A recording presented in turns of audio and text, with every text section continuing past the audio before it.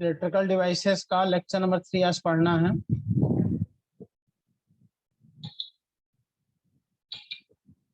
Transformer और AC generator finish हो गया था।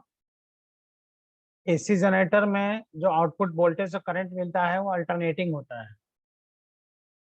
उसको हम लोग एसी सर्किट में और विशेष रूप से पढ़ेंगे, उसके क्वेश्चंस करेंगे। लोड 7 प्रकार के लोड पढ़ेंगे, R circuit, C circuit, L circuit, LC circuit, है ना। तो पूरा जनरेटर का कॉन्सेप्ट फिनिश हो गया था। उसका एसी सर्किट में बहुत तगड़ा यूज है। एसी सर्किट इसके बाद हम लोग पढ़ेंगे तो वहां पर उसको यूज करेंगे, अल्टरनेटिंग वोल्टेज और करंट। इसमें आज हम लोग डीसी मोटर पढ़ने वाले हैं, फिर गैलोमीटर पढ़ेंगे, moving coil galvanometer, ammeter, voltmeter, shunt multiplier, सब पढ़ना है। नेक्स्ट कॉन्सेप्ट पढ़ना बेटा डीसी मोटर।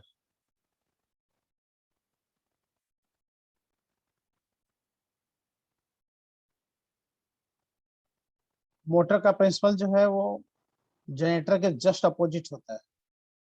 नहीं, मोटर क्या करता है, जनरेटर क्या करता है, मैकेनिकल एनर्जी को इलेक्ट्रिकल एनर्जी में कन्वर्ट करता है, और मोटर क्या करता है, इलेक्ट्रिकल एनर्जी को मैकेनिकल एनर्जी में कन्वर्ट करता है। तो जिस तरह से जनरेटर में नॉर्थ और साउथ पोल होते थे, उसी तरह से डीसी मोटर में भी, यह डीसी मोटर, इसमें भी नॉर्थ पोल और साउथ पोल होता है।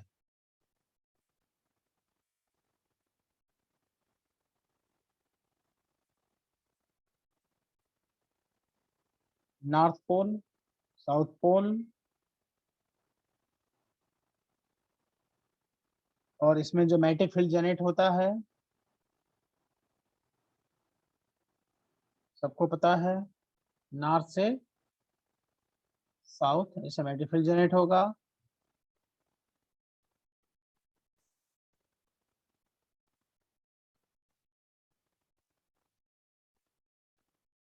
इसके अंदर एक कॉइल होगा,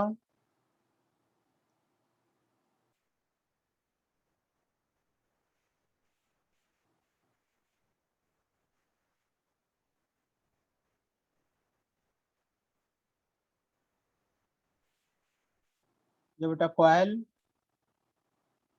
कॉइल को क्वेश्चन में आर्मेचर भी लिखता है बेटा, आर्मेचर।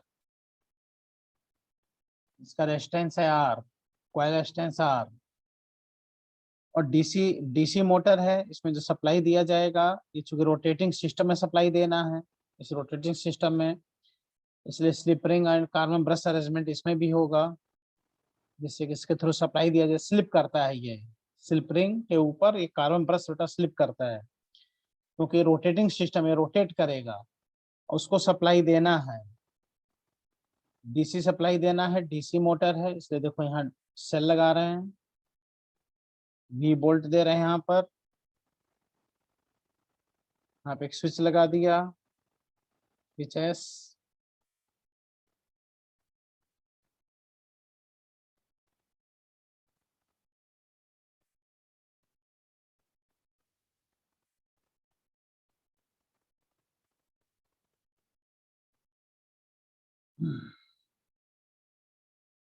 जब स्विच क्लोज किया जाएगा तो यहाँ से करंट आई चलेगा, यह है slip ring and carbon brush arrangement.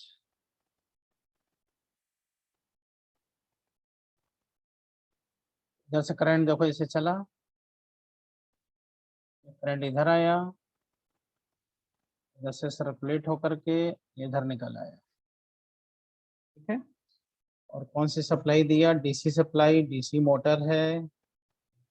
इसको क्या किया जा रहा है भाई, इलेक्ट्रिकल एनर्जी दिया जा रहा है, और इलेक्ट्रिकल एनर्जी दिया जाएगा तो ये रोटेट करेगा, मैकेनिकल एनर्जी में क्या करेगा, कन्वर्ट करेगा, electrical energy convert in mechanical energy.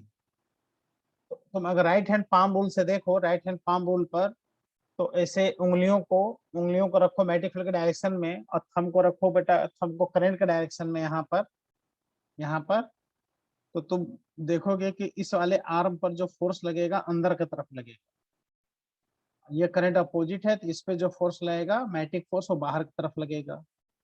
तो एक ही कॉइल के दोनों आर्म पर एक जगह अंदर फोर्स एक जगह बाहर फोर्स, तो ये टार्क क्रिएट करके इसको क्या कराने लगेगा, rotate.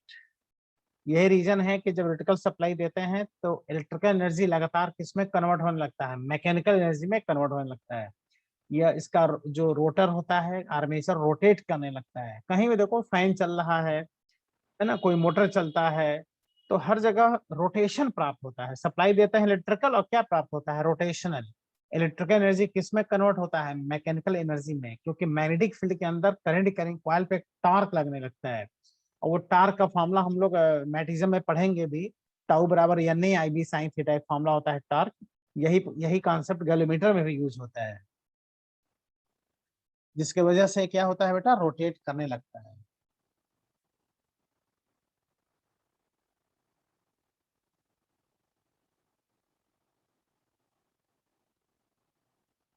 When electrical supply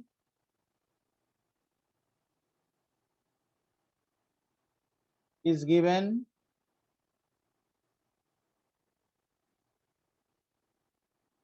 to the coil of motor, then an electrical torque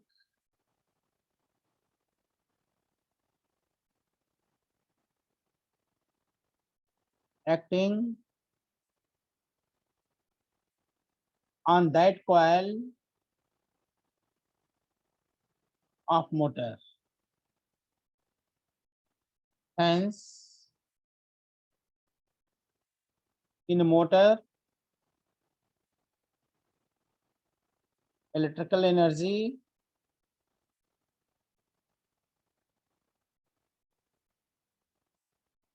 convert in mechanical energy। जो रोटेशन प्राप्त होता है उसी को तो बेटा मैकेनिकल एनर्जी कहते हैं। इलेक्ट्रिकल एनर्जी यहाँ मैकेनिकल एनर्जी में कन्वर्ट होता है। It is based on energy conservation. Energy conservation पे बेटा बेस्ड होता है।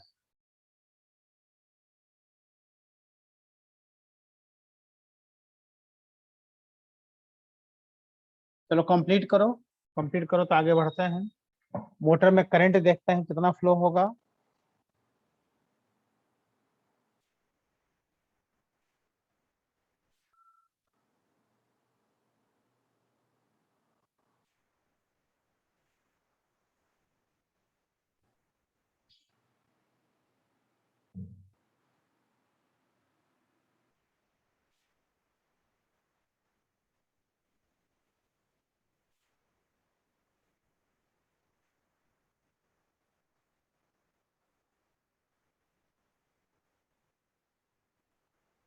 कंप्लीट हो गया बेटा। Yes sir.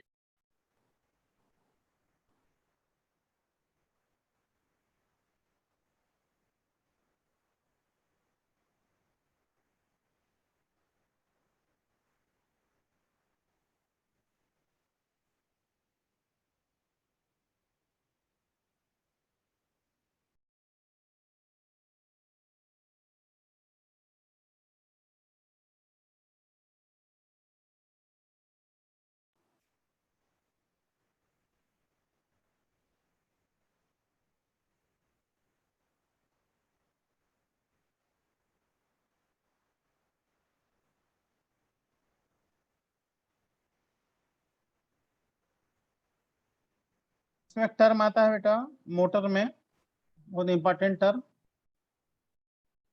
जो होता है back EMF. Back EMF in motor बहुत इंपॉर्टेंट रोल है बेटा इसमें। बैक ईएमएफ का, बैक ईएमएफ को ईबी से इंडिकेट करते हैं। बैक ईएमएफ क्या है, सिंपल सा कॉन्सेप्ट है। जैसे जनरेटर में क्या होता है, जनरेटर में कॉइल जो होता है वो मैग्नेटिक फील्ड के अंदर रोटेट जब कराया जाता है तो उसमें वोल्टेज जनरेट होने लगता है, ईएमएफ जनरेट होने लगता है।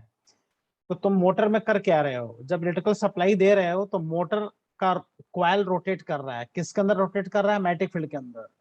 तो जो मैग्नेटिक फील्ड के अंदर रोटेट कर रहा है तो मैग्नेटिक फ्लक्स उसको वेरिएबल मैग्नेटिक फ्लक्स कट करने लग रहे हैं, जिसके वजह से जिस तरह से जनरेटर में ईएमएफ जनरेट होता है उसी तरह से मोटर के कॉइल में भी एक अंदर ही अंदर ईएमएफ जनरेट होने लगता है। समझ पा रहे हो बेटा बैक ईएमएफ क्या है? मतलब अंदर ही अंदर मोटर का कॉइल एक जनरेटर की तरह काम करने लगता है, जिसे एक सप्लाई देने लगता है अंदर ही अंदर, और जिसका डायरेक्शन सप्लाई सप्लाई वोल्टेज के जस्ट अपोजिट होता है। Therefore it is known as back EMF. ये बैक ईएमएफ अच्छी बात है बेटा। बैक ईएमएफ क्या करता है? सप्लाई करंट का अपोज करता है, जिससे कि सर्किट में मोटर में करंट कम कर देता है। मोटर में करंट कम हो जाने से मोटर का जो कॉइल होता है वो हीट नहीं होता और मोटर के जलने की संभावना नहीं होती। इसलिए बैक ईएमएफ जो होता है वो फुल स्पीड पे ज्यादा रहता है। शुरू शुरू में बैक ईएमएफ जीरो होगा, क्योंकि शुरू शुरू में स्पीड क्या होगी मोटर की? जीरो होगी। जब स्विच ऑन करते हो, फैन ऑन करते हो तो जीरो स्पीड से चलना प्रारंभ करता है। उसी तरह से डीसी मोटर को ऑन करोगे बेटा तो पहले जीरो स्पीड से ही तो धीरे धीरे स्पीड प्राप्त करेगा। तो बैक ईएमएफ शुरू शुरू में क्या होगा बताओ? जीरो होगा। कब बैक ईएमएफ मैक्सिमम होगा? मैक्सिमम स्पीड पर, फुल स्पीड पर बैक ईएमएफ बेटा मैक्सिमम होता है। बैक ईएमएफ करता क्या है? मोटर को जलने से बचाता है back EMF. Back EMF motor को जलने से बचाता है। सर्किट में करंट को क्या कर देता है बेटा? कम कर देता है बैक ईएमएफ। तो बताओ बेटा बैक ईएमएफ सबसे ज्यादा कब होता है back EMF? Full speed, maximum speed. Maximum speed को। शुरू में बैक ईएमएफ कितना होगा? स्टार्टिंग में जीरो। क्यों? मोटर में स्पीड ही नहीं रहेगा। ऐसे बताओ अगर तुम मोटर को सप्लाई देना बंद कर दो, स्विच ऑफ कर दो, तो क्या मोटर तुरंत रुक जाता है कि धीरे धीरे रुकता है? स्विच ऑफ करने के बाद ही उसमें स्पीड रहता है। तो तुम क्या करो, मोटर को स्विच ऑफ करके और उसके बाद से जब तक वो चल रहा है, अभी अभी रन कर रहा है, उसके टर्मिनल को टच करो ना तो तुमको शॉक लग जाएगा। वो करंट जनरेट करता है अपने तरफ से। इसलिए कभी कभी कहता है कि भाई डीसी मोटर में स्विच ऑफ करने के बाद करंट बताओ। तुम कहोगे ये कौन सा करंट पूछ रहा है? स्विच ऑफ करने के बाद से करंट? स्विच ऑफ करने के बाद से तो कहानी खत्म हो जाती है, लेकिन यहाँ बेटा स्विच ऑफ करने के बाद तो कहानी शुरू होती है। सप्लाई वोल्टेज तुमने देना बंद कर दिया, बैक ईएमएफ जनरेट हो रहा है, अब उसका अपोज करने वाला कोई है नहीं। तो जो बैक ईएमएफ फुल स्पीड और मोटर को जलने से बचा रहा था, स्विच ऑफ करने के बाद से वही बैक ईएमएफ मोटर को जला भी देता है बेटा। तो बैक ईएमएफ क्या है? मोटर को जलने से बचाता भी है और मोटर को जलाता भी है। इसलिए बेटा डीसी मोटर को रेजिस्टेंस स्टार्टर से स्विच ऑन और ऑफ किया जाता है। ठीक है ना? रेजिस्टेंस स्टार्टर से स्विच ऑन और ऑफ करने में क्या होता है कि करंट, रेजिस्टेंस करंट को कम कर देता है, और मोटर जब अपने फुल स्पीड को प्राप्त कर लेता है तब रेजिस्टेंस की आवश्यकता नहीं होता, क्योंकि बैक ईएमएफ स्थापित हो चुका रहता है। बैक ईएमएफ मोटर को जलने से बचाता है।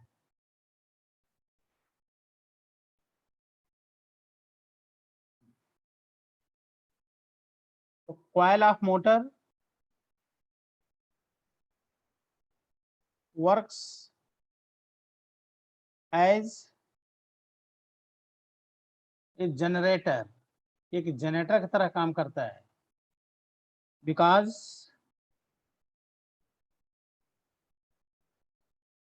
It rotates inside magnetic field. Magnetic field अंदर रोटेट करता है, जिसके वजह से अंदर ही अंदर एक जनरेटर की तरह काम करता है। Hence it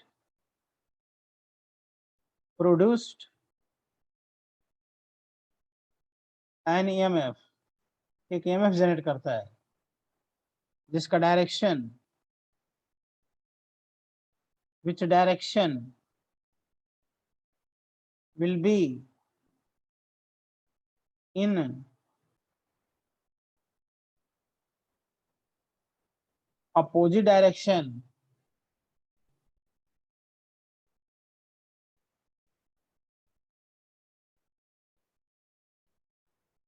opposite direction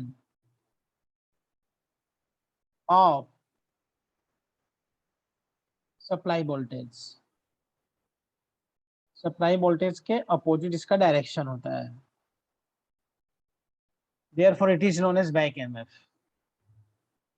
Back EMF directly proportional to speed of motor. मोटर का जितना ही ज्यादा स्पीड होगा उतना ही ज्यादा बैक EMF प्रोड्यूस होगा। At T is equal to zero, T is equal to zero मतलब जैसे स्विच तुमने ऑन किया, जैसे मोटर को ऑन किया, that is just switch on. Motor को ऑन करने के लिए जैसे स्विच ऑन किया तो क्या मोटर तुरंत स्पीड को प्राप्त कर लेता है कि धीरे धीरे स्पीड बढ़ाता है? धीरे धीरे बढ़ाता है। तो शुरू शुरू में बताओ स्पीड कितना होगा? जीरो। तो स्विच ऑन करते ही बेटा बैक ईएमएफ कितना होगा? जीरो होगा। शुरू शुरू में कोई बैक ईएमएफ होता ही नहीं है, इसलिए स्विच ऑन करते समय मोटर में करंट बहुत ज्यादा होता है, स्विच ऑफ के समय भी बहुत ज्यादा करंट होता है। मोटर की जलने की संभावना, मोटर की धुआं फेंकने की संभावना स्विच ऑन और स्विच ऑफ के समय बहुत ज्यादा होता है। फुल स्पीड पे जितना देर चलता रहेगा, छोड़ दो, जिंदगी भर उसे चलता रहेगा, कभी नहीं जलेगा। लेकिन जैसे स्विच ऑफ करोगे, जैसे स्विच ऑन करोगे, उस समय जलने की संभावना उसकी बढ़ जाएगी। ठीक है।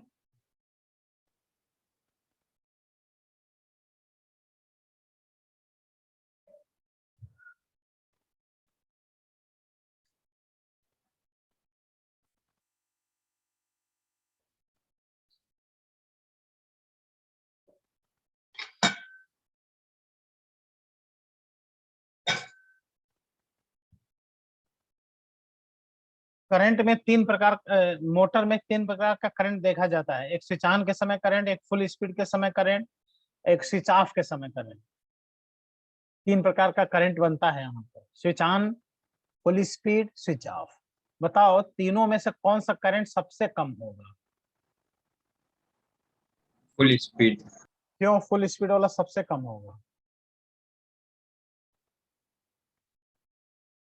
फुल स्पीड पे करंट सबसे कम क्यों होगा? बताओ कोई। क्योंकि क्या प्रोड्यूस हो चुका रहेगा? Back EMF. ईएमएफ। अब बैक ईएमएफ क्या करेगा? सप्लाई का अपोज करेगा सप्लाई करंट का, तो जाहिर उसको मिनिमाइज कर देगा। इसीलिए कहा जाता है कि किसी भी मोटर को ओवरलोड पर नहीं चलाना चाहिए। ओवरलोड होने से क्या होता है? स्पीड डाउन होता है। स्पीड डाउन होता है तो बैक ईएमएफ कम हो जाता है, बैक ईएमएफ करंट कम हो जाता है तो मोटर में करंट बढ़ जाता है। ओवरलोड पे ज्यादा देर तक चलाया जाएगा तो वो क्या करेगा? मोटर जल जाएगा हीट होकर के।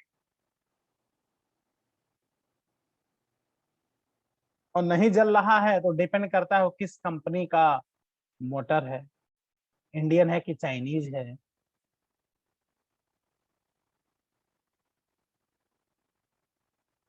Current in the motor,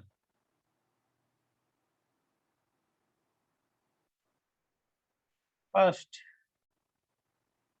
eight T is equal to zero, just after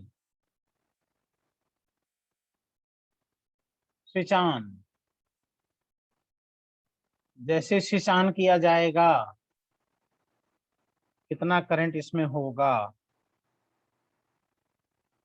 अच्छा बताओ बेटा, स्विच जैसे ही ऑन करोगे क्या जीरो होगा? बोलो। Back EMF. बैक में क्यों बैक जीरो ईएमएफ। होगा? क्यों जीरो होगा? स्पीड जीरो होगी। स्पीड जीरो होगा। इसलिए जब करंट हम लोग देखेंगे तो सप्लाई वोल्टेज में कॉइल का रेजिस्टेंस से डिवाइड कर देंगे, और क्या, बस ये करंट आएगा। मान लो तुमने सप्लाई वोल्टेज दिया 220 वोल्ट, और आर में ये कॉइल का जो रेजिस्टेंस है वो 2 ओम है, तो कितना एम्पियर करंट आ गया बेटा? 110 एम्पियर। कितना हाई करंट है। हम लोग के घर में जो करंट होता है बेटा 5 एम्पियर का करंट होता है घर में, 5 एम्पियर का करंट। ये कितना है? 110 एम्पियर। हम्म, मैक्सिमम करंट। ये मोटर को तो जला ही देगा बेटा, अगर अच्छे कंपनी का मोटर नहीं है तो।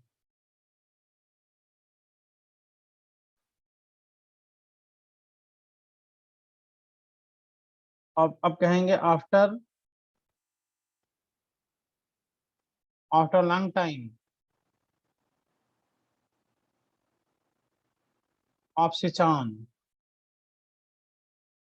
स्विच ऑन के ऑन करने के उस समय बाद ये क्या प्राप्त कर लेगा? Full speed. मोटर अपने फुल स्पीड को प्राप्त कर लेगा, तो क्या इसमें स्थापित हो चुका होगा बैक एमएफ? अब बैक एमएफ जीरो नहीं होगा, मैक्सिमम बैक एमएफ प्रोड्यूस हो जाएगा, maximum back MF full speed पर, स्पीड मैक्सिमम। इसलिए अब अगर करंट देखें तो इसको आई कहेंगे। अब कैसे निकालेंगे भाई? सप्लाई वोल्टेज हम दे रहे हैं, इसका अपोज कौन कर रहा है? Back MF. रेजिस्टेंस कितना है उतना ही है। देखो ये करंट है, देख लो सप्लाई कितना दे रहे थे, 220 वोल्ट। मान लो बैक एमएफ है 200 volt. Back MF supply voltage से थोड़ा ही कम होता है, और रेजिस्टेंस था 2 ओम। ये कितना आ गया? 20/2। और डियर फुल स्पीड में तुम खुद बताओ ना, करंट कितना कम हो गया? 110 से घट के 10 एम्पियर हो गया। कितना कम करंट? फुल स्पीड क्यों मोटर जलेगा भाई? उसमें करंट तो बहुत कम फ्लो हो रहा है। Minimum current at full speed.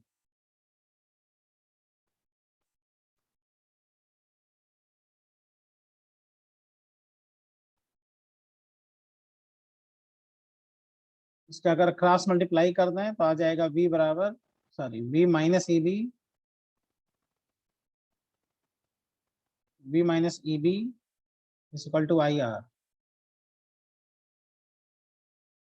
V is equal to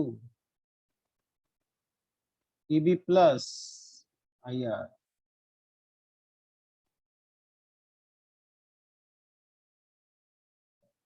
ये कहलाता है इक्वेशन ऑफ डीसी मोटर। ये जो सप्लाई वोल्टेज दिया जाता है दो पार्ट में जाता है, एक बैक एमएफ को स्थापित करने में और एक उसके कॉइल में वोल्टेज ड्रॉप में। ये कहलाता है बेटा इक्वेशन ऑफ डीसी मोटर। अच्छा बताओ, मोटर ऑन करके छोड़ दिए तो क्या जिंदगी भर चलता रहेगा? कि उसको स्विच ऑफ भी कभी करोगे? स्विच ऑफ करोगे ना, स्विच ऑफ करोगे तो क्या जीरो कर दोगे बताओ? अपने तरफ से क्या जीरो कर बैक दोगे? ईएमएफ हाँ,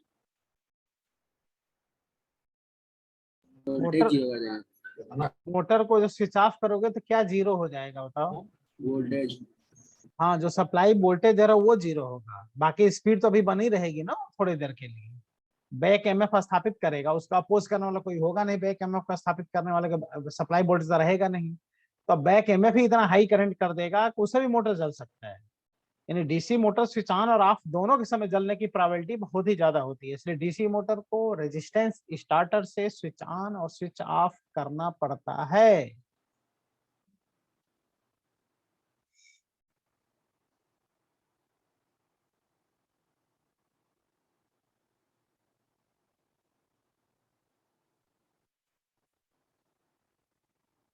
थर्ड, जस्ट आफ्टर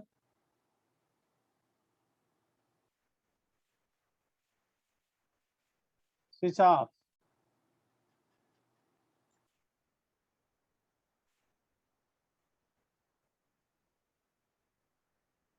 जब स्विच ऑफ कर दोगे तो वोल्टेज बेटा जीरो हो जाएगा। बैक एमएफ जीरो नहीं होगा क्योंकि वो अपने स्पीड को भी मेंटेन रखेगा कुछ देर के लिए। इसलिए अगर इस समय करंट देखें मोटर में तो I2 आएगा। I2 is equal to supply voltage minus back EMF upon R. देखो स्विच ऑफ के जस्ट बाद जो करंट होता है minus back EMF upon R होता है। ये माइनस क्या इंडिकेट कर रहा है? उल्टा करंट फ्लो होना शुरू हो जाएगा। स्विच ऑफ करने के बाद मोटर स्पीड में रहता है अभी, तो एक अपोजिट करंट अपने आप फ्लो होना शुरू हो जाएगा। अगर इसका मैग्नीट्यूड देखें, माइनस छोड़ दें और क्या। अच्छा, बैक एमएफ हमने कितना माना था? 200। और रेजिस्टेंस कितना था? 2। ये खास बात देख रहे हो? स्विच ऑफ के समय भी वेरी हाई करंट, लेकिन स्विच ऑन के से थोड़ा कम 100 एम्पियर करंट है भाई। ये करंट कौन प्रोड्यूस करा रहा है? सप्लाई वोल्टेज की बैक एमएफ? Back MF. ये भी हाई करंट है।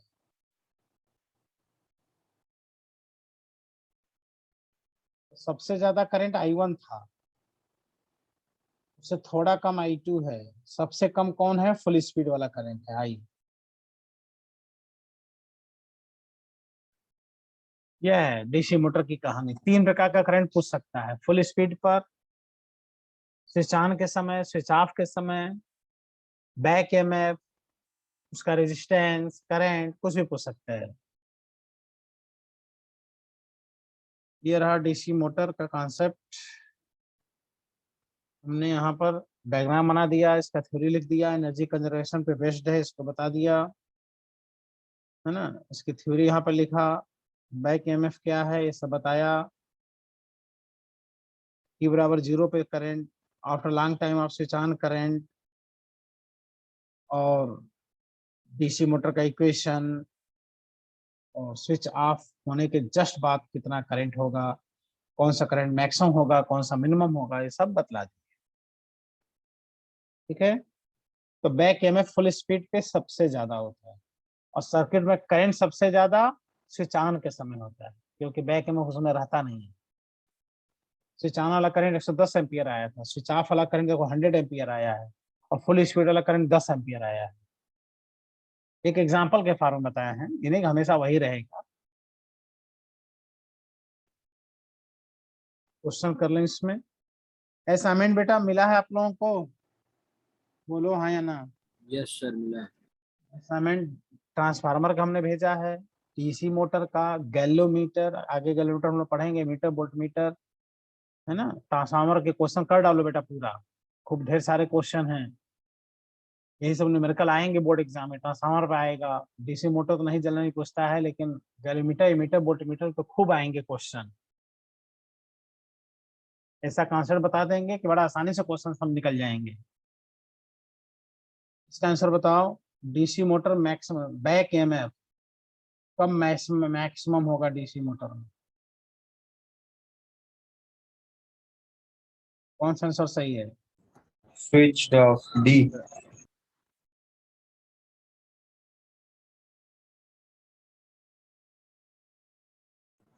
डी। D वाला. Yes sir. Back EMF maximum switch off के समय होगा। अच्छा रोहित तुम बताओ। सर मैक्सिमम स्पीड पर। हाँ तो मैक्सिमम स्पीड कब होता है? Full speed. ये लोग तो स्विच ऑफ वाला बोल रहे हैं, स्विच ऑन के समय तो 0 होता है, स्विच ऑफ में भी वो मैक्सिमम स्पीड वाला ही तो होगा, धीरे धीरे कम होता जाएगा। तो फुल स्पीड पर बैक ईएमएफ ज्यादा, क्योंकि बैक ईएमएफ स्पीड के डायरेक्टली प्रोपोर्शनल होता है। इस हिसाब से तो कौन सर सा ये सही वाला है? Maximum speed. ये सही है। देखो motor has picked maximum speed, जब मैक्सिमम स्पीड प्राप्त कर लेगा तो बैक ईएमएफ भी मैक्सिमम हो जाएगा। वही तो करंट सब उसी समय तो करंट सबसे कम आया था 10 एम्पियर, क्योंकि बैक ईएमएफ फुल रूप से स्थापित हो चुका था। ये असाइनमेंट में क्वेश्चन है, बताओ। आर्मेचर करंट मतलब कॉइल में करंट, डीसी मोटर के कॉइल में करंट मैक्सिमम कब होगा? फुल स्पीड पे, कि स्विच ऑन के समय, कि स्विच ऑफ के समय, बताओ। सर स्विच ऑन के समय स्टार्टेड। स्विच ऑन, हाँ 110 एम्पियर वही आया था स्विच ऑन, स्विच ऑफ समय 100 आया था, फुल स्पीड तो 10 एम्पियर आया। तो मोटर है जस्ट स्टार्टेड मूविंग। अच्छा क्यों इसमें करंट मैक्सिमम होता है? क्योंकि बैक ईएमएफ स्थापित नहीं हुआ रहता है। बैक ईएमएफ है क्या? मोटर का बॉडीगार्ड है एक, लेकिन बैक ईएमएफ मोटर का बॉडीगार्ड है तो मोटर का रक्षक है, लेकिन स्विच ऑफ के समय वही बन जाता है भक्षक। तो बॉडीगार्ड ही अपना काम कर देता है बेटा। इंदिरा गांधी को किसने मारा था बताओ? इंदिरा गांधी को उनके बॉडीगार्ड ही तो मारा था। Yes sir. रक्षक ही क्या बन गया? भक्षक बन गया, बॉडीगार्ड ही। तो वही है बैक ईएमएफ, बैक ईएमएफ यही काम करता है, मोटर को जलने से बचाता भी है, मोटर को जलाता भी वही है स्विच ऑफ के समय। मान लो तुम्हारे घर में मोटर लगा है, डीसी मोटर, और तुम उसको ऑन करके चले गए, ताला वाला बंद करके, 1 हफ्ते बाद आ रहे हो, देखा अरे मोटर अभी चल रहा है, 1 हफ्ते से चल रहा है, कहो जला नहीं, कहो जला नहीं, और जाके एक बैक स्विच ऑफ किए, धुआं फेंकना शुरू कर देगा, कहेगा अरे 1 हफ्ते से चल रहा था जला नहीं, ये क्यों मोटर ऑफ के समय, स्विच ऑफ के समय कैसे धुआं फेंकने लगा? तो स्विच ऑफ के समय हुआ क्या, तो सप्लाई वोल्टेज देना बंद कर दिए, और वो स्थापित हो रहा है back EMF, high current flow करा दिया, मोटर जल गया। ठीक है। क्वेश्चन हो गया भाई ये, चलो क्वेश्चन करते हैं। Armature of DC motor has, देख रहे हो डीसी मोटर का रेजिस्टेंस कितने ओम दिया, 20 ohm. Draw a current, current 1.5 ampere current है, यानी फुल स्पीड पे ये करंट है। रन बाई 220 वोल्ट सप्लाई, कितने वोल्ट पर रन कर रहा है बेटा, 220 वोल्ट सप्लाई दिया गया। बैक एमएफ पूछ रहे हैं, गजब, क्या पूछ रहे हैं बेटा, बैक एमएफ। लगा दो फॉर्मूला, अभी बताएं equation of DC motor, V बराबर Eb minus I R. V है 220, बैक एमएफ फाइंड करना है, आई इज 1.5, आर इज 20। यहां से आ गया back EMF is equal to 220 EB plus IR होता है ना, प्लस 220 माइनस 30। बताओ कितना आया बैक ईएमएफ, 190 वोल्ट बेटा, आया कि नहीं आया। बैक ईएमएफ सप्लाई वोल्टेज से थोड़ा कम ही होता है, सप्लाई वोल्टेज है 220 वोल्ट, आइए देखो 190 वोल्ट आ गया बैक ईएमएफ। बोलो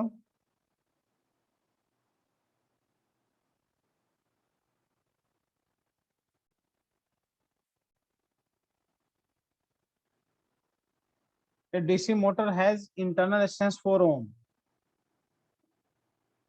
आर 4 ओम है, वही कॉइल का रेजिस्टेंस। ऑपरेट कितने वोल्ट पर, 220 वोल्ट सप्लाई पे ऑपरेट हो रहा है। And drawn A current 5 ampere draw कर रहा है। बैक एमएफ बताना है,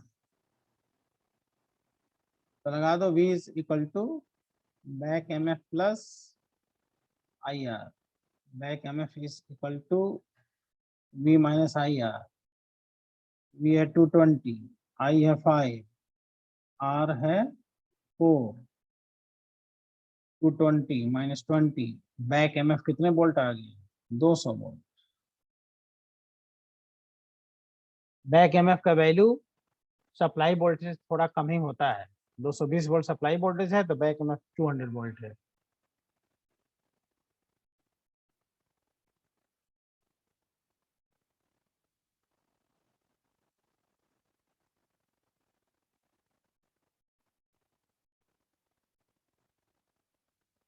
electric motor run 120 volt supply, electric motor है 120 वोल्ट की सप्लाई पर रन कर रहा है,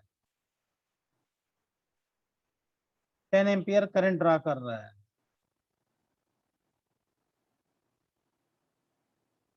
एंड इट्स बैक एमएफ है 115 वोल्ट का बैक एमएफ है। What will be the current flowing in the coil at the time of switch off, I dash पूछ रहा है, स्विच ऑफ के समय करंट। तो तुम डीसी मोटर का इक्वेशन लगा के पहले आर निकाल लो।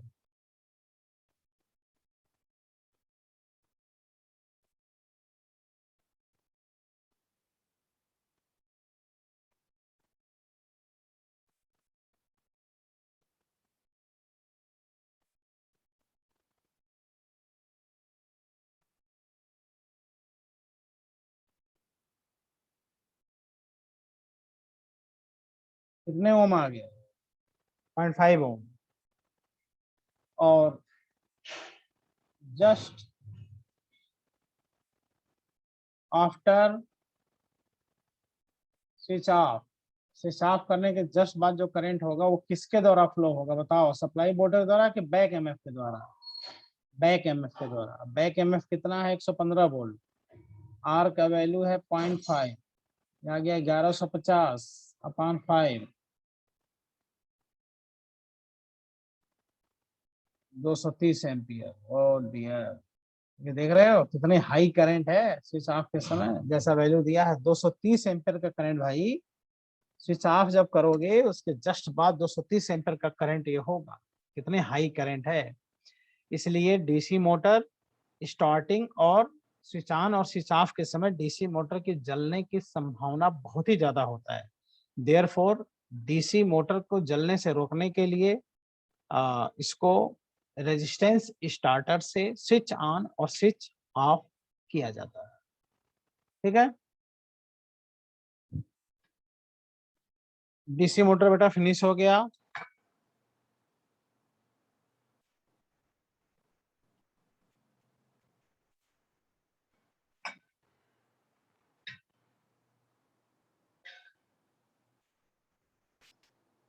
क्या पढ़ना है बताओ बेटा।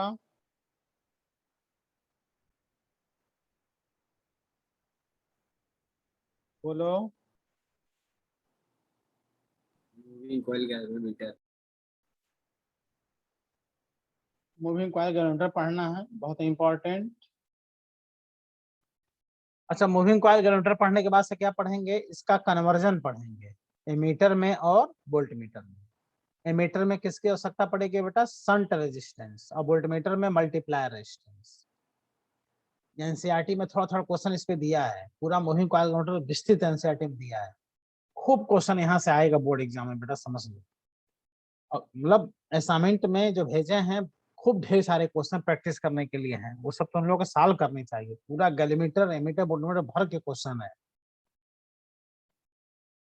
आईआईटी नीट में खूब आते हैं इसके क्वेश्चंस।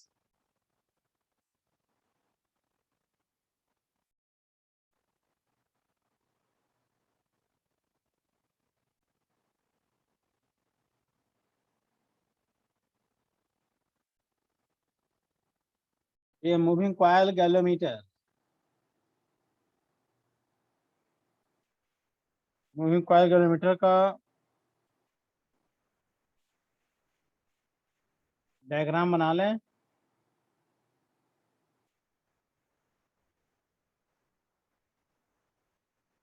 गैलोमीटर क्या करता है सर्किट में बताओ, गैलोमीटर सर्किट में क्या मेजरमेंट करता है।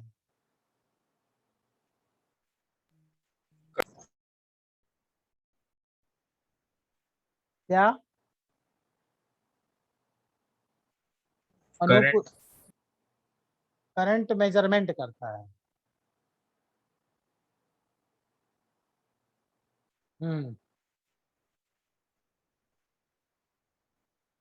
करंट मेजरमेंट नहीं करता है बेटा, करंट सेंस करता है। सर्किट में करंट फ्लो हो रहा है तो बताएगा हाँ फ्लो हो रहा है, ये नहीं बताएगा कितना फ्लो हो रहा है। वो कब बताएगा कितना फ्लो हो रहा है, जब वो एमीटर बना दो उसको। वोल्टेज भी मेजरमेंट ये कर देगा कब, जब इसको वोल्टमीटर बना दो। इसलिए याद रखना, गैलीमीटर सर्किट में करंट सेंस करता है। मेजरमेंट करना है तो एमीटर में बदलो, वोल्टेज मेजरमेंट मेजरमेंट करना है तो इसको वोल्टमीटर में बदलो। जैसे तुम लोग क्या हो, जैसे कोई कुछ लोग मैथ ग्रुप के होंगे, कुछ लोग बायो ग्रुप के होंगे, तो क्या तुम अभी बायो ग्रुप वाले डॉक्टर हैं, मैथ ग्रुप वाले क्या इंजीनियर हैं, नहीं, अभी तो स्टूडेंट हो। मैथ ग्रुप वाले कन्वर्ट हो जाएंगे, इंजीनियर बन जाएंगे। बायो ग्रुप वाले कन्वर्ट होकर डॉक्टर बन जाएंगे प्रयास करेंगे तो। वैसे गैलीमीटर क्या है, एक सीधा साधा स्टूडेंट है।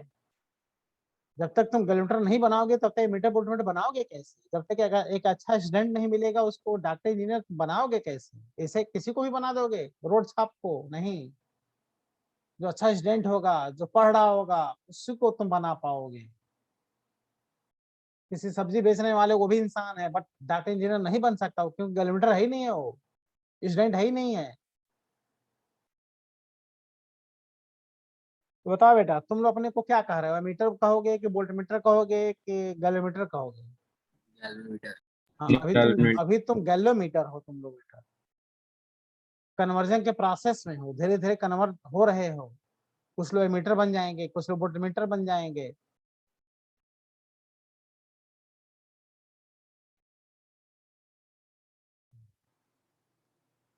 ठीक है, इसीलिए पहले गैलोमीटर पढ़ा जाता है। गैलोमीटर में डिफ्लेक्शन देखा जाता है, इसकी करंट सेंसिटिविटी, वोल्टेज सेंसिटिविटी, जब ये सब पढ़ लिया जाता है तब जाके कन्वर्जन पढ़ा जाता है।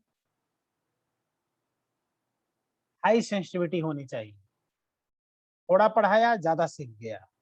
हाई सेंसिटिविटी, हल्का सा करंट फ्लो कराया इंडिकेटर तेज से आगे बढ़ा, high sensitivity.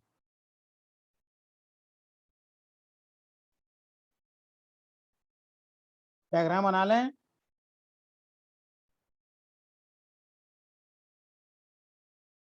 Diagram next page में बना देते हैं। तो इसमें भी नॉर्थ और साउथ पोल होगा भाई, क्योंकि इसके अंदर कॉइल रोटेट करता है, मूविंग कॉइल, कॉइल रोटेट करता है। ये नॉर्थ पोल, और ये कौन सा पोल, साउथ पोल। ठीक है, नॉर्थ पोल और साउथ पोल आ रहे समझ में? नॉर्थ पोल साउथ पोल सही की गलत? ये रहना चाहिए कि नहीं? कुछ बोल दो। Yes sir. नहीं रोहित, तुमको बोलना चाहिए कि सही भी है थोड़ा सा गलत भी है। बताओ क्या गलत है, रोहित बता दो। बताओ, अरे बोल दो। नहीं बोलोगे? नॉर्थ पोल है, साउथ पोल है, याद रखना बेटा। गैलीमीटर में नॉर्थ पोल और साउथ पोल इस तरह से बनाए जाते हैं। ये बोर्ड एग्जाम में खूब आता है, क्यों इस तरह से रेडियल रखा जाता है। ये बोर्ड एग्जाम में 1 नंबर में लिखने के लिए खूब आता था पहले, अभी जस्ट 2 साल पहले।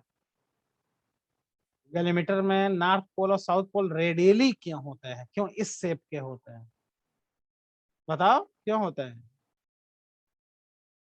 बोर्ड एग्जाम आता है लिखने के लिए सब। सेंसिटिविटी बढ़ाने के लिए। हाँ सेंसिटिविटी, कैसे सेंसिटिविटी बढ़ेगा बताओ, ऐसा रखने से सेंसिटिविटी क्यों बढ़ जाए? टॉर्क बढ़ता है बेटा, कॉइल पे क्या बढ़ जाता है? टॉर्क। रेडियल फ्लक्स इससे जनरेट होगा, रेडियल मतलब 90 डिग्री पर फ्लक्स जाके कट करेंगे कॉइल को, और 90 पर कट करेंगे तो मैक्सिमम टॉर्क लगेगा।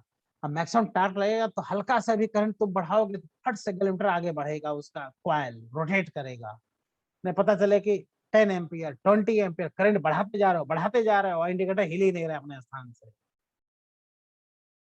क्वेश्चन खूब हम कराए जा रहे हैं, 50 क्वेश्चन करा दिया, स्टूडेंट एक भी क्वेश्चन मन से कर ही नहीं रहे। एक है कि 2 क्वेश्चन कराए और 50 क्वेश्चन कर लिया। किसकी सेंसिटिविटी हाई है बेटा? किसकी हाई है?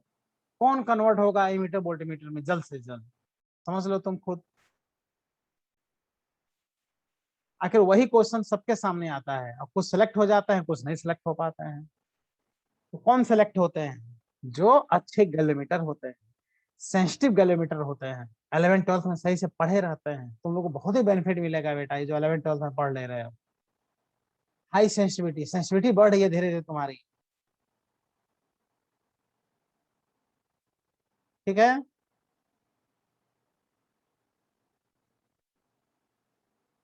और कुछ लोग 11th 12th में थोड़ा पैसा वैसा बचाते हैं, सोचते हैं थोड़ा सा पैसा बचा लें 11th 12th में, 12th पास करेंगे उसके बाद से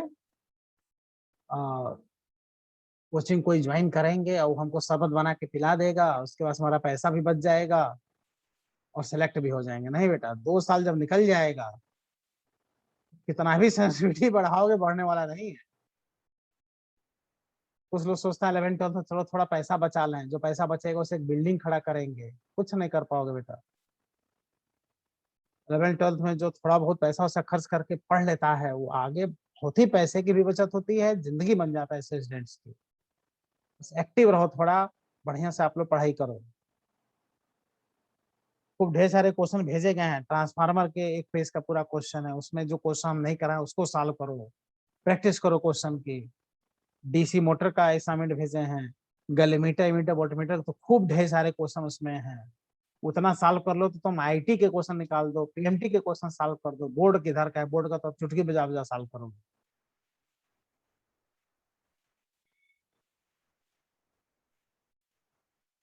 ये है बेटा, देख रहे हो, ये रेडियल होता है, रेडियल। बस एक फोन आ रहा है बेटा, बस एक सेकंड।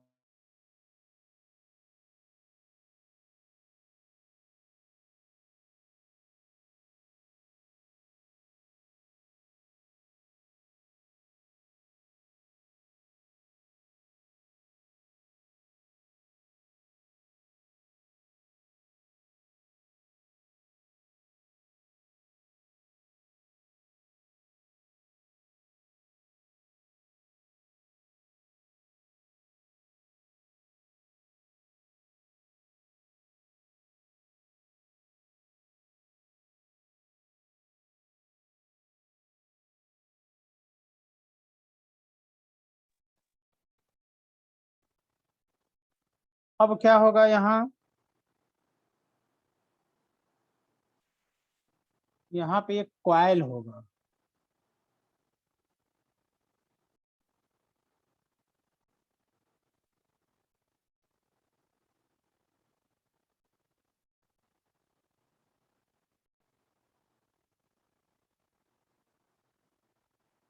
मूविंग कॉइल इसी को कहते हैं। इसमें से वाइंडिंग रहता है,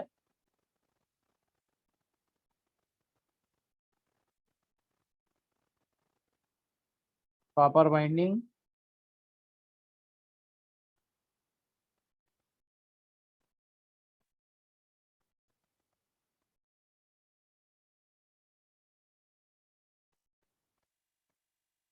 इसमें सप्लाई दिया जाता है।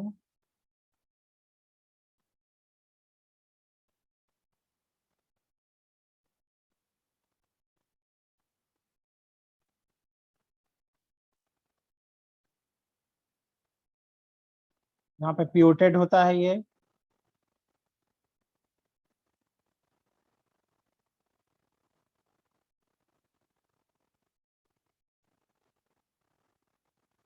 यहाँ पे स्केल बना होता है,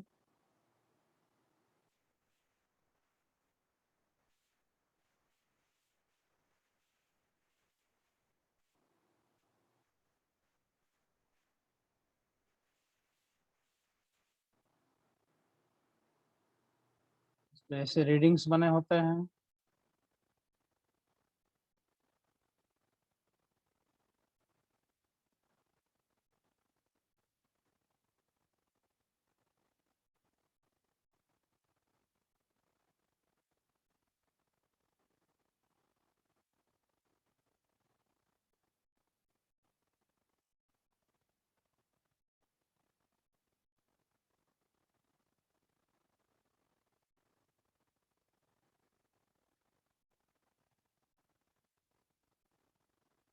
और यहाँ पे एक इंडिकेटर होता है,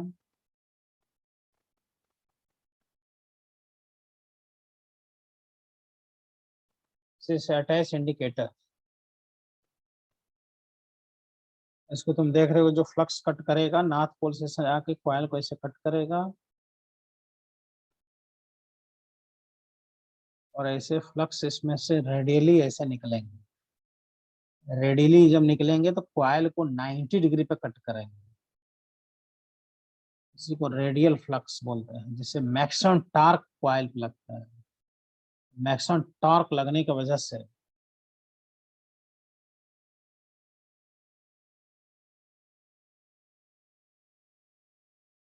इसकी सेंसिटिविटी बढ़ जाती है।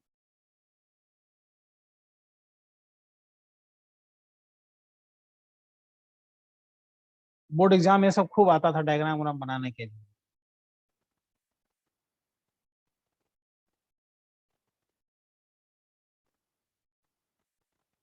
ये है बेटा indicator,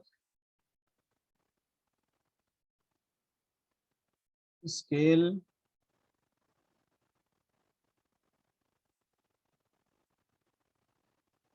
moving coil,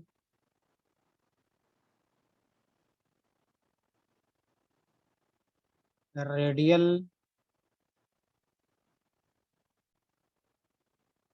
radial magnetic field and magnetic flux. इस टाइप का मैग्नेट का शेप रहता है कि रेडियली फ्लक्स इसको कट करता है। यहाँ पे एक स्प्रिंग लगा होता है, फास्फर ब्रांच का बना हुआ स्प्रिंग, डैम्पिंग स्प्रिंग ये कहलाता है। डैम्पिंग स्प्रिंग, इस डैम्पिंग डैम्पिंग स्प्रिंग नहीं लगाओगे तो इंडिकेटर रुकेगा कैसे भाई? ये तो मोटर की तरह घूमने लगेगा लगातार, और जब तक इंडिकेटर रुकेगा नहीं तब तक तुम कैसे इंडिकेशन करो कि देखोगे कितना करंट फ्लो हो रहा है, कितना वोल्टेज है, सब कैसे पता चला? इंडिकेटर कहीं ना कहीं रुकना चाहिए। कॉइल रोटेट करता है, वो इंडिकेटर को आगे बढ़ाता है। अब कॉइल लगातार रोटेट करेगा तो इंडिकेटर लगातार रोटेट करता रहेगा, फिर बैठ के इंतजार करो कब रुकेगा। ये जो स्प्रिंग लगा होता है यही इसको डिफ्लेक्टिंग टार्क को रोकता है। तो दो प्रकार का टार्क लगेगा, करंट फ्लो होने से डिफ्लेक्टिंग टार्क, और एक रिस्टोरिंग टार्क जो डैम्पिंग स्प्रिंग क्रिएट करता है। दोनों जब बराबर हो जाते हैं तो इंडिकेटर ऐसा रुक जाता है। इसमें जो डिफ्लेक्शन होता है इंडिकेटर में, डिफ्लेक्शन वह करंट के डायरेक्टली प्रोपोर्शनल होता है। कम करंट कम डिफ्लेक्शन, ज्यादा करंट ज्यादा डिफ्लेक्शन।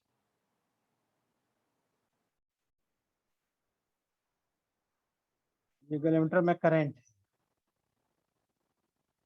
कितना करंट फ्लो हो रहा है इसको मेजरमेंट नहीं करेगा, ये क्या करेगा, इंडिकेशन देगा, इंडिकेटर आगे पीछे होगा, लेकिन कितना करंट फ्लो हो रहा है इसको जानकारी करना है तो फिर इसको एमीटर में बदलो, कितना वोल्टेज है इसको जानकारी करना है तो वोल्टमीटर बदलो। इसी गैलोमीटर को बेटा आप एमीटर वोल्टमीटर में बदल पाओगे, इसी गैलोमीटर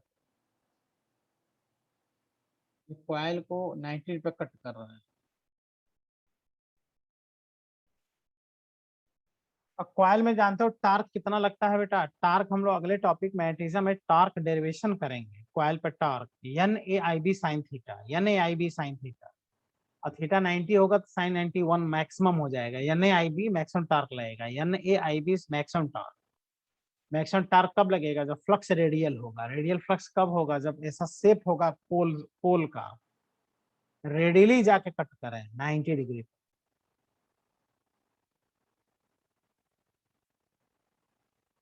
तो मोटर के प्रिंसिपल पे ये भी काम कर रहा है, जब इसमें करंट पास हो रहा है तो इसका कॉइल पे टार्क लगता है और इसका कॉइल रोटेट करता है, डिफ्लेक्टिंग टार्क जनरेट होता है। डिफ्लेक्टिंग टार्क होता है N A I B sine theta, N A I B sine 90। और रिस्टोरिंग टार्क कौन जनरेट करता है बताओ, रोकता कौन है इंडिकेटर को, बताओ बेटा। रिस्टोरिंग टार्क कौन जनरेट करता है, डैम्पिंग स्प्रिंग। वो इंडिकेटर से कनेक्ट एक स्प्रिंग, ऐसे बहुत पतला वायर कनेक्ट रहता है, जब इंडिकेटर आगे बढ़ता है तो स्प्रिंग टाइट हो जाता है, उसको रोक देता है। जब इंडिकेटर रुकता है तो उसमें डिफ्लेक्टिंग टार्क को डैम्पिंग डैम्पिंग टार्क के रिस्टोरिंग टार्क के बराबर कर दिया जाता है।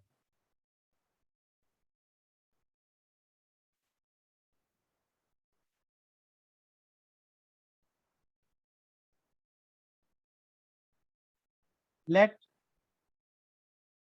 n is number of turns in the coil. A is coil area. B is radial magnetic field. ये कॉइल को क्या कर रहा है बेटा, कट कर रहा है। देन अच्छा आई क्या है इसमें, करंट। देन कौन सा टार्क निकालना है, deflecting torque. Deflecting torque on the coil. जो कॉइल पर टार्क लगेगा वही इंडिकेटर पे भी लगेगा। डिफ्लेक्टिंग टार्क क्या होता है फॉर्मूला बेटा, N A I B sine theta. ये फॉर्मूला अभी पढ़े नहीं हो, ये फॉर्मूला मैग्नेटिज्म में पढ़ोगे बेटा, ध्यान दो। थीटा कितना होगा, 0 डिग्री की 45 डिग्री, 90 डिग्री। कैसे 90 डिग्री, रेडियल फ्लक्स होने के कारण मैक्सिमम टार्क लगता है, सेंसिटिविटी बढ़ता है। देखो एन आई बी मैक्सिमम टार्क लग गया, इसको रोकेगा कौन, damping spring.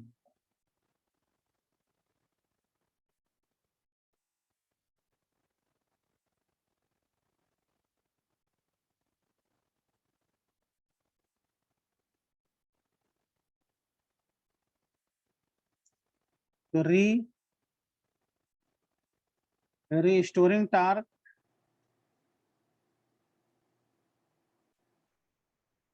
produced by damping spring, tau restoring. ये होता है बेटा, बताओ। रिस्टोरिंग टार्क का आइडिया नहीं होगा आप लोगों को, क्या है आइडिया, रिस्टोरिंग टार्क होता है सी थीटा। थीटा डिफ्लेक्शन है और सी क्या है? सी है उस damping spring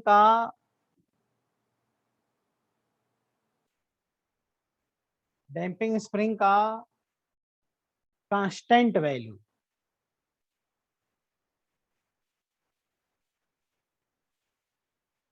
C is constant, वो जिस वायर का बना होता है, जिस मटेरियल का, उसका एक सी कांस्टेंट है, ट्विस्ट कांस्टेंट इसको बोलता है सी।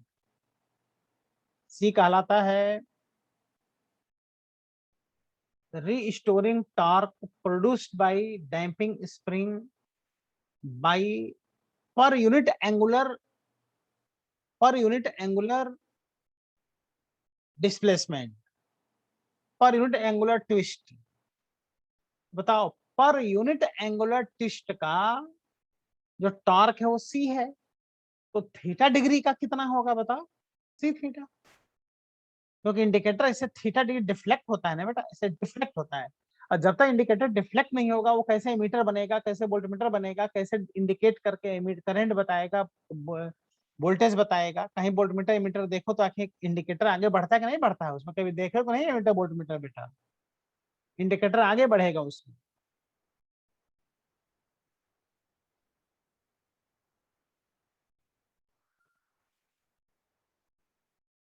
तो C is twist constant, restoring torque produced by per unit angular twist। Theta degree twist के लिए C थीटा टॉर्क हो जाता है। C is torque acting by damping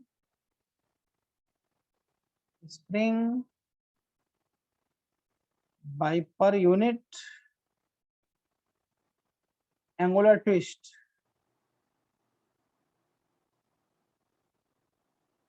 इसको ट्विस्ट कांस्टेंट भी कहते हैं। तो थीटा डिग्री का C थीटा होगा।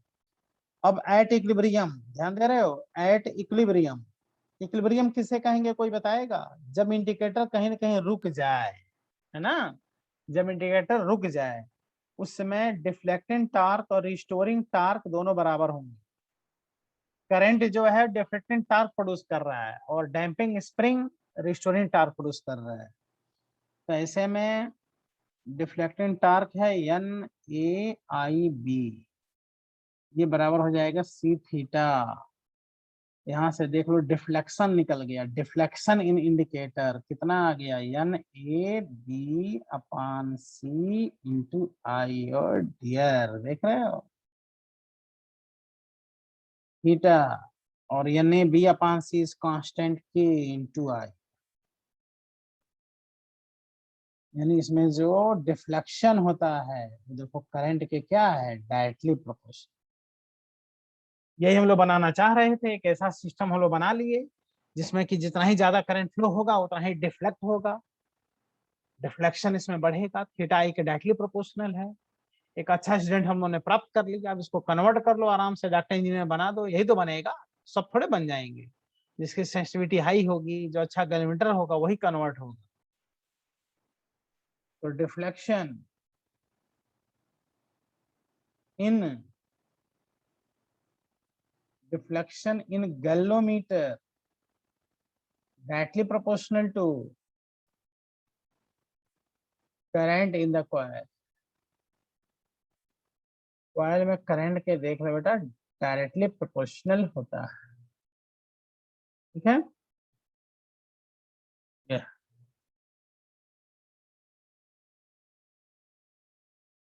ये गैल्वेमीटर का डायग्राम हो गया, पूरी कहानी। ऐसा हमने एजम्पशन कर लिया, डिफ्लेक्टिंग टार्क दिखा दिया, रिस्टोरिंग टार्क दिखा दिया, इक्विलिब्रियम दोनों बराबर कर दिया। ये इंपॉर्टेंट रिलेशन प्रूफ हो गया।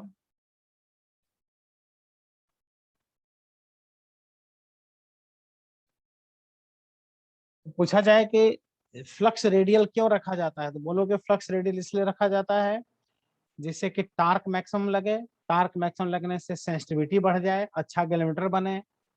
थोड़ा सा करंट बढ़ाने से भी इंडिकेटर आगे बढ़े। तो इसलिए इसमें आगे पढ़ना होगा हम लोग को सेंसिटिविटी। कितने प्रकार के सेंसिटिविटी? दो प्रकार की, करंट सेंसिटिविटी और वोल्टेज सेंसिटिविटी। करंट सेंसिटिविटी और वोल्टेज सेंसिटिविटी, ये पढ़ लेंगे, इस पे क्वेश्चन कर लेंगे। फिर नेक्स्ट हेडिंग पढ़ेंगे हम लोग conversion, conversion of galvanometer in ammeter, conversion of galvanometer in voltmeter. तो अगले टर्म पे सब फिनिश हो जाएगा और बस क्वेश्चन रहेगा, तो 2 लेक्चर और इसमें लगेगा, डिवाइसेस बेटा फिनिश हो जाएगा। खूब क्वेश्चन करा देंगे मीटर वोल्टमीटर पर, जो बोर्ड एग्जाम में फिक्स आना है बेटा, आगे कंपटीशन आईटी पीएमटी में आगे चल के आना है। ठीक है, अगले टर्न पर इस पे सेंसिटिविटी बताएंगे, उस पर क्वेश्चन कराएंगे, फिर कन्वर्जन करा देंगे और कन्वर्जन का फिर अलग से क्वेश्चन कर लिया जाएगा। जब ये खत्म हो जाएगा तो चलेगा कौन सा सर्किट बेटा, एसी सर्किट, और एसी सर्किट के बाद से लास्ट टॉपिक मैग्नेटिज्म। ठीक, ठीक बेटा, आज का क्लास ओवर करें। Yes, sir. Good night, sir.